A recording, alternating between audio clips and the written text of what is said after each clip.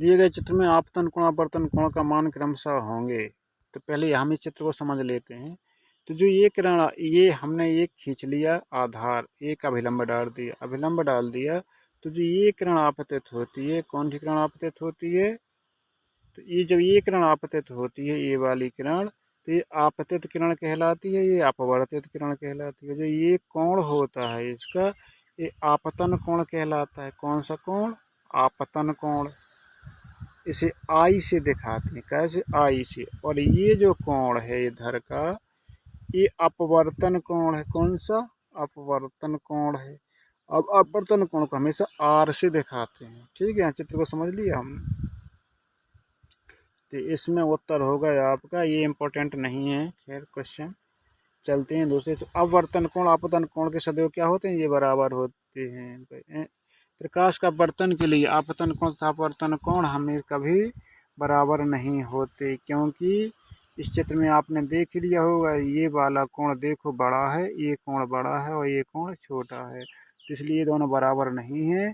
तो इसका उत्तर यही हो जाएगा। वायु के सापेक्ष कांच का अपवर्तनांक 3/2 है, तो कांच के सापेक्ष वायु का अपवर्तनांक कितना होगा? तो आपका होगा वो 2/3, यानी कि इसका सी। ये बहुत इंपॉर्टेंट क्वेश्चन है, ये बहुत आता है, ये बहुत इंपॉर्टेंट क्वेश्चन है आपका, ये वाला बहुत इंपॉर्टेंट क्वेश्चन है ये। इसका 2/3 रट लो आपको।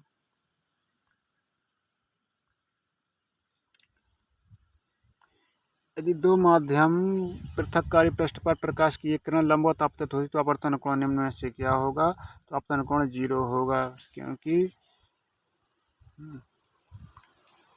प्रकाश का अपवर्तन, यदि यदि दोनों माध्यम का अपवर्तनांक समान हो तो अपवर्तन के पश्चात प्रकाश किरण क्या होगा? बिना विचलित हुए सीधे निकल जाएगी, कुछ नहीं होगा। यदि कांच का अपवर्तनांक 3/2 है, तो वायु में प्रकाश की चाल 3 × 10⁸ है, तो क्या होगा? तो इसका हो जाएगा आपका 2 हो जाएगा, 2 हो जाएगा आपका। क्या हो जाएगा? 2। ये भी इम्पोर्टेंट क्वेश्चन है बहुत।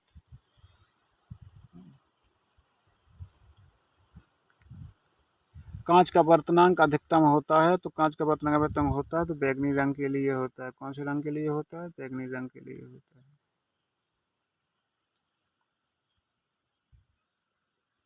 यदि वायु के सापेक्ष कांच का अपवर्तनांक कांच के सापेक्ष वायु के अपवर्तनांक का 5 गुना है, तो इसका होगा 1/5। 5 गुना तो 1/5, सीधी सीधी बात है।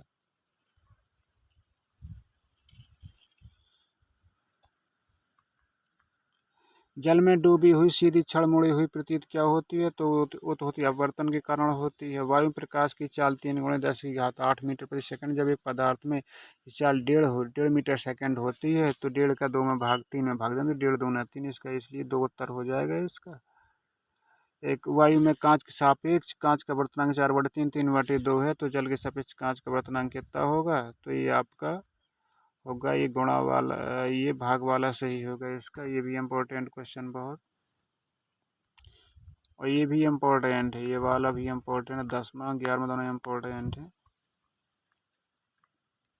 फिर चलते हैं, अब चलते हैं हम लेंस की तरफ। तो लेंस की तरफ जब वस्तु अनंत पर होती है, तो प्रतिबिंब फोकस पर बनता है और वास्तविक बनता है, उल्टा बनता है, वस्तु से छोटा बनता है। आप देखेंगे जब वस्तु अनंत पे होती है, तो जो प्रतिबिंब बना, ये कहाँ बना? फोकस पे बना, उल्टा बना है, और रियल बना है, यानी वास्तविक बना है, वस्तु से बहुत छोटा बना है। ये तो आपको दिख रहा होगा। दूसरा देख लें, जब वस्तु अनंत तथा 2f के बीच होती है, अनंत तथा वक्रता केंद्र के बीच होती है। कहाँ होती है? अनंत तथा वक्रता केंद्र के बीच है, तो यहाँ भी जो प्रतिबिंब बनेगा फोकस और वक्रता केंद्र के बीच ही बनेगा। आप देख सकते हैं प्रतिबिंब वस्तु से छोटा है, उल्टा है, और वास्तविक है और छोटा है, ये आप देख सकते हैं। इसमें भी आप जब वस्तु वक्रता केंद्र यानी 2f पर है, तो प्रतिबिंब भी 2f पर बनेगा, वस्तु के बराबर उल्टा बनेगा, वास्तविक बनेगा। और जब हम वस्तु को वक्रता केंद्र और फोकस के बीच रखते हैं, तो प्रतिबिंब और पीछे खिसक जाता है, वस्तु से बड़ा हो जाता है, उल्टा हो जाता है और वास्तविक हो जाता है। जब वस्तु फोकस पर रखी होती है, वस्तु कहाँ रखी होती है, फोकस पर रखी है, तो वह प्रतिबिंब अनंत पर बनता है, वास्तविक और उल्टा बनता है। जब प्रथम वस्तु फोकस तथा वक्रता केंद्र के बीच होती है, ये फोकस तथा वक्रता केंद्र, फोकस ये रखी वस्तु, ये प्रतिबिंब बना है इसका, और सीधा बना प्रतिबिंब है, इसमें सीधा बना प्रतिबिंब, ये याद रखना है इसको। तो सीधा किसी स्थिति में बनती है, जब फोकस और प्रकाश केंद्र के बीच, ध्रुव के बीच वस्तु रखी हो तब सीधा बनता है। जब अनंत पर रखी हो तब तो दूसरे फोकस पर बनता है, आभासी और सीधा वस्तु से अत्यंत छोटा बनता है। अब ये अवतल लेंस की बात की जा रही है, अनंत पर रखी वस्तु का आभासी छोटा फोकस पर बनता है। अनंत तथा प्रकाश केंद्र के बीच रखी होती है तो आभासी सीधा तथा वस्तु से छोटा बनता है। इसमें दोनों स्थिति में सीधा प्रतिबिंब बनता है अवतल लेंस में।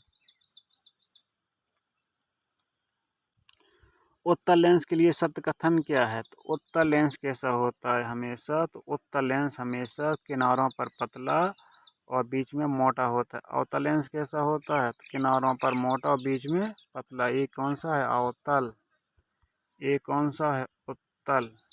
तो ये है उत्तल लेंस के क्या है? तो ये दिख रही है कि बीच में मोटा होता है, ठीक है।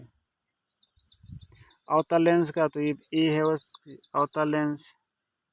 उत्तल और अवतल, उत्तल व अवतल पूछा तो एक तरफ से ऐसा हो, एक तरफ से ऐसा हो, ये उत्तल लेंस। तो चांद सा चेहरा ये हो। लेंस के दोनों गोले पृष्ठ वक्रता केंद्र को मिलाने वाली रेखा को कहते हैं, तो वो कहते हैं मुखाक्ष। मुखाक्ष कौन सी रेखा कहलाती है? मुखाक्षीय रेखा कहलाती है। मुखाक्ष, ये वाली रेखा मुखाक्ष कहलाती है, जो ऐसे चली गई। निम्नलिखित में कौन सा किरण आरेख से द्वारा दर्शाए गए लेंस पर आपतित प्रकरण के लिए उपयुक्त है? तो वो आपको पहला वाला उपयुक्त है, जो पहले देखो सेम टू सेम मिलता है। ये तो निम्नलिखित में से लेंस बनाने के लिए प्रयुक्त किया जाता है, तो ये सभी के बनते हैं, जल के, कांच के, प्लास्टिक, सभी के लेंस बनते हैं।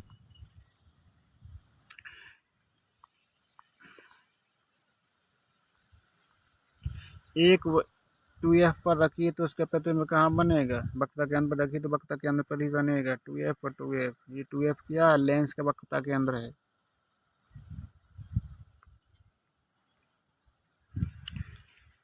फिर वही बात है, 2F पर बनी है तो 2F पर ही बनेगी।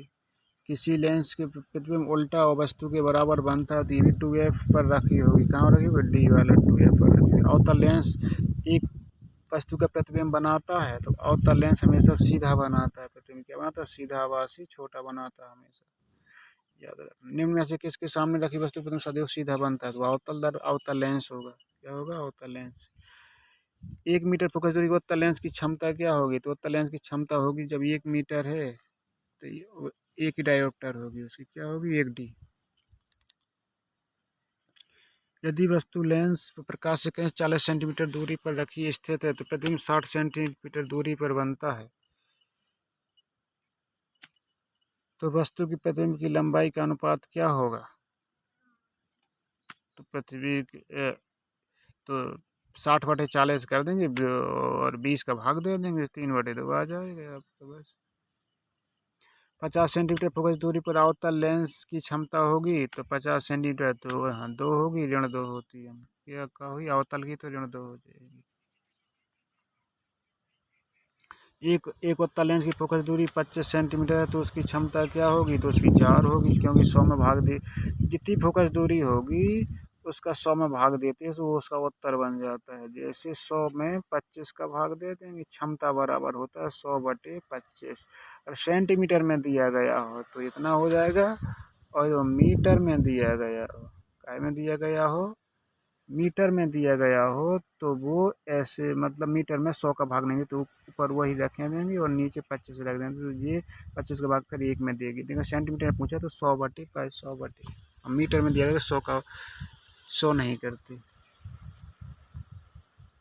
एक उत्तल लेंस की क्षमता 2 डायोप्टर है तो इसकी फोकस दूरी होगी, 2 डायोप्टर होगी, जब फोकस दूरी होगी तो सीधी सीधी बात है, तो 100 में भाग देने तो 50 हो जाएगा। इसका उत्तर क्या हो जाएगा?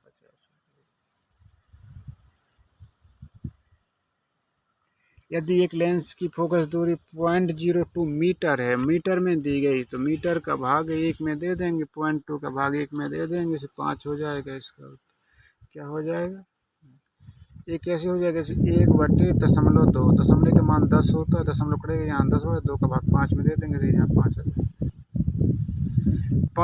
ऋण 5 डायोप्टर क्षमता वाले लेंस की फोकस दूरी होगी, तो ये मीटर में बता रहे हैं। जब मीटर में बता रहे हैं तो 5 का भाग अब जब मीटर में बता रहे हैं से अब ऐसे कर लेंगे, मतलब 1/5। यदि सेंटीमीटर में तो ऊपर 100 हो जाता, नहीं तो अगर सेंटीमीटर में नहीं तो ऊपर 1/, तो 5 का भाग 1 में देंगे तो दशमलव, दशमलव लगेगा, 0 बढ़ा जाएगा, 5 में 0.2 हो जाएगा। इसका ऋण में है तो ऋण उत्तर आ जाएगा इसका।